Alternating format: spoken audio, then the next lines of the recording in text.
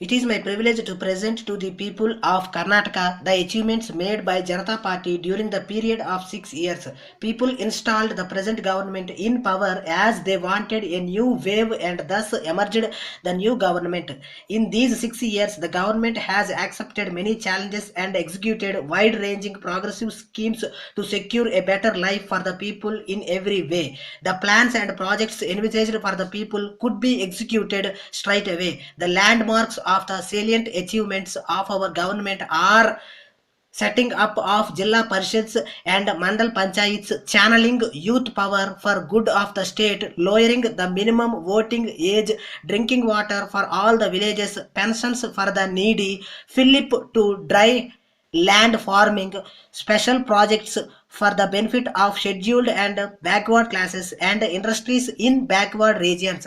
Some of them are national firsts and some have set examples to the rest of the country. The British had transferred the power to Indian leaders who centrally ruled from Delhi at one end and from state capitals at the other end. The power lines had ended up at these centers and people from far off towns and villages had to do constant pilgrimage to these centers. It is only the new and revolutionary experiment that demolished the monopoly and allowed it to percolate the taluk and village level. The concentration of power at these urban centers were broken up and power started going near the doors of the people in the remotest areas. This is an achievement of very great significance and was of no mean order. The people would not be able to pass all the pillars of the centers of power and reach the corridors where these decision makers sit. Then came the promise of passing on power to the people by establishing Mandal Panchayats and Jilla Parishads. Now the entire thing is reversed. Can there be anything more revolutionary than this and giving more power to helpless multitude? The state had 4 years of continued drought. For this, the government has determined to take up construction of irrigation dams and channels to feed water to the farmers' lands.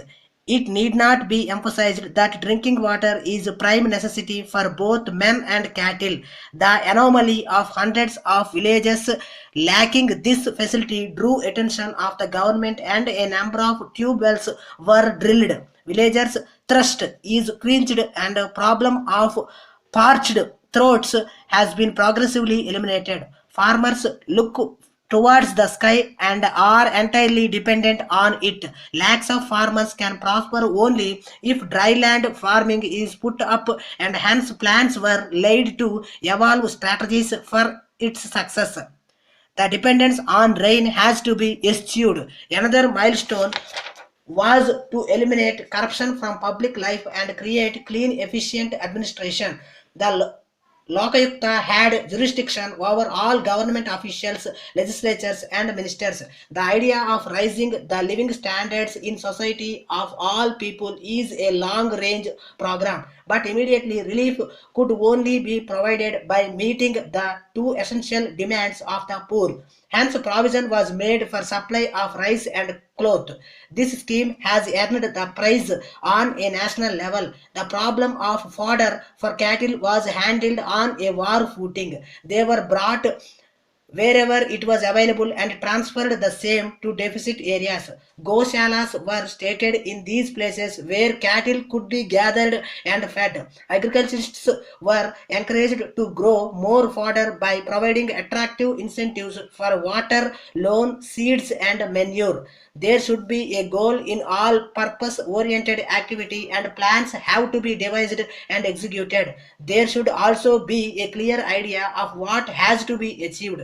The government should have a perspective plan about what is to be done, what are the priorities and what are the roles of various sections. Once the overall plan is drawn up, departments must cooperate and achieve the goal by undertaking unified direction. The individual in a democracy should realize that he is a part and parcel of the community and has a share in its progress.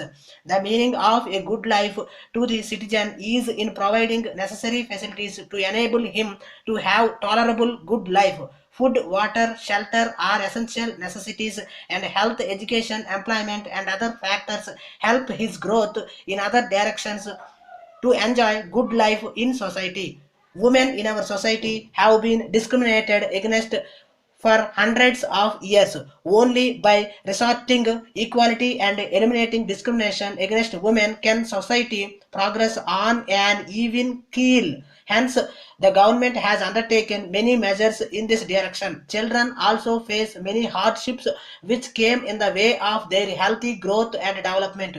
To eliminate obstacles in the proper growth of women and children, the Social Welfare Department spends a lot of money liberally to aid women in distress.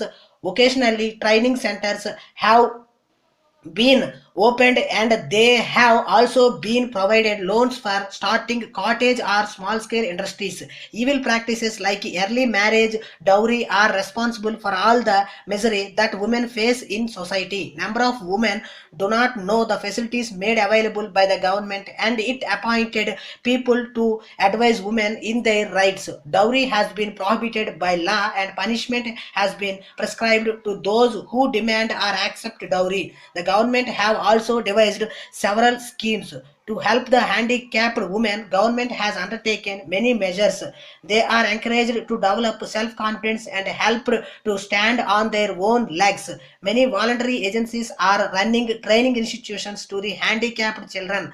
By all these measures, they are helped to develop a sense of dignity, equality, and personality. Economically backward classes of society have also been extended several measures for betterment of their economic, education, and employment prospects. At the end, we have reached a position when we can stand with pride before the people by our record of dedication to their welfare. Maybe there are lapses, but when we take total effort into account, we have perhaps made the best grade.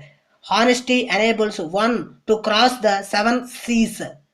We have a better feeling of having fulfilled our most of the promises made to the people when we came to power.